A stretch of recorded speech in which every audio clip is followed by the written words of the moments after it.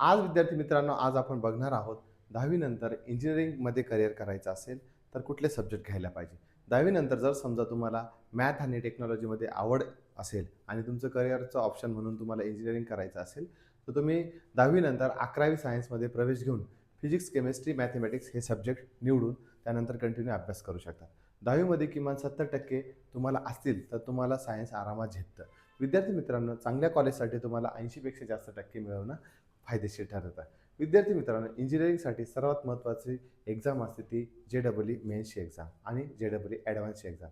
जे-डबल-ई मेन्सची exam एन-टी-ए conduct करते आणि वर्षातून 2 वेळा एक्झाम होते. वर्षातून सुमारे 10 ते 12 लाख विद्यार्थी जे-डबल-ई मेन्स देतात आणि जे-डबल-ई मेन्समधून एन-आय-टी आणि आय-आय-टीमधून सेंट्रल गव्हर्नमेंट इंजिनिअरिंग कॉलेजला त्या ठिकाणी ॲडमिशन मिळत असते. विद्यार्थी मित्रांनो, जे-डबल-ई मेन्समध्ये चांगला स्कोर मिळाला तर तुम्हाला जे-डबल-ई ॲडव्हान्सची एक्झाम देता येते.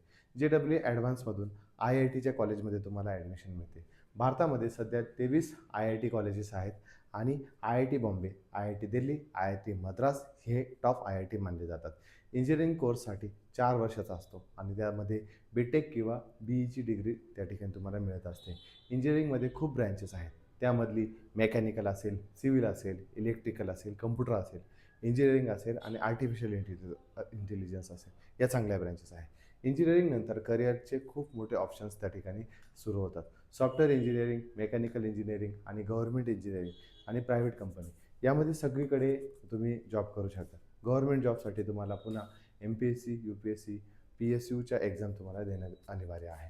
विद्यार्थी मित्रांनो, इंजिनिअरिंगमध्ये स्टार्टिंग सॅलरी साधारणतः 3 ते 6 लाखापर्यंत असते आणि एक्सपिरियन्सनुसार 10 ते 20 लाखापर्यंत तुम्हाला सॅलरी मिळू शकते.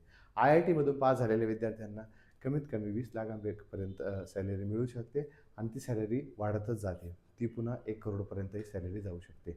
जर तुम्हाला इंजिनिअरिंग करिअर बनवायचं असेल, 11वी सायन्समध्ये मॅथ आणि फिजिक्स स्ट्राँग प्रॅक्टिस करायची असेल, रेग्युलर स्टडी मटेरियल आणि प्रॉपर गाईडन्स पाहिजे असेल, तर तुम्हाला सक्सेससोबत असलेली आय-आय-टी अल्फा नाशिकमध्ये एक नामवंत जे-डबल-ईची कोचिंग आहे.